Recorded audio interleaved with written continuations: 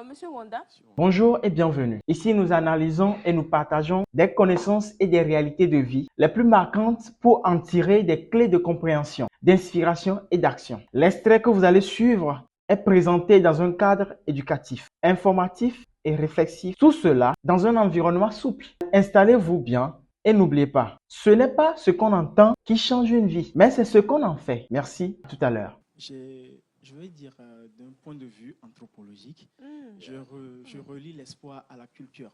Dans nos cultures, on nous enseigne plusieurs choses qui nous permettent d'avoir une certaine détermination, une certaine ténacité face aux situations de la vie.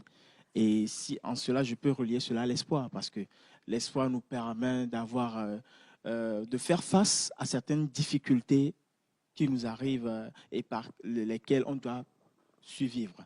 Et je vais rejoindre Nietzsche qui dit qui ne voit pas le côté positif peut-être de l'espoir, qui voit le côté négatif, puisqu'il dit espérer, c'est le pire tourment de l'homme.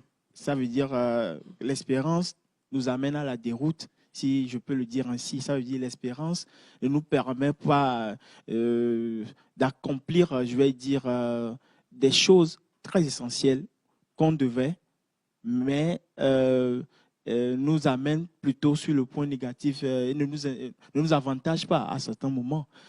Nietzsche a sûrement fait des expériences qui le poussent à dire cela. Mais maintenant, si je reviens sur la pensée de M. Charles, oui, qui lui voit plutôt l'espérance ou bien l'espoir de la plus bonne manière, qui est du fait que l'espoir nous donne une certaine lueur, l'espoir nous donne une certaine vie. Je vais dire que moi, je veux dire, tout dépend de la base. L'espoir est comparé au couteau. Quand on te donne le couteau, soit on peut l'utiliser pour faire de la bonne viande et manger, soit on peut utiliser le couteau. Vous pensez toujours à la bouffe, hein?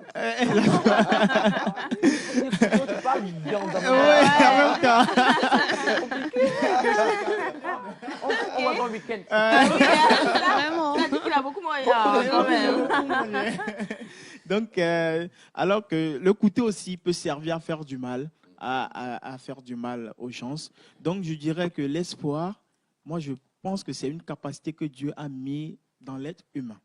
Mais maintenant, il nous arrive à certaines personnes de garder cet espoir plus longtemps, et certaines personnes gardent cet espoir-là dans de plus courtes mois. Mais maintenant, je pense que la base qui nous donne qu'on puisse garder cet espoir est très importante. Je prends le cas de quelqu'un à qui Dieu a donné une prophétie ou bien une révélation. Il sait que c'est Dieu qui lui a donné cette prophétie. Et si c'est Dieu qui t'a donné cette prophétie, attends cette prophétie, elle s'accomplira certainement. Parce que celui qui t'a donné cette prophétie, c'est ton Créateur. Il te connaît et il sait pourquoi il t'a donné cette prophétie. Maintenant, l'espérance ne veut pas dire d'être inerte, de rester dans l'inaction.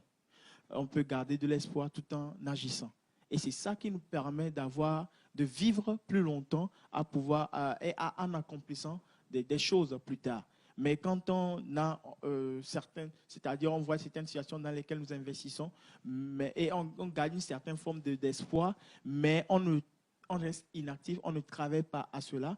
Ça ne nous permet pas de vivre pendant longtemps cet espoir que nous gardons pour cette chose-là. Merci d'avoir suivi ce contenu avec nous. Si vous avez été interpellé, n'hésitez pas à partager vos réflexions avec nous en commentaire. Abonnez-vous pour ne rien rater à des prochaines analyses et discussions. Gardez à l'esprit, chaque parole peut devenir une source de transformation si elle est bien comprise et bien appliquée. À très bientôt.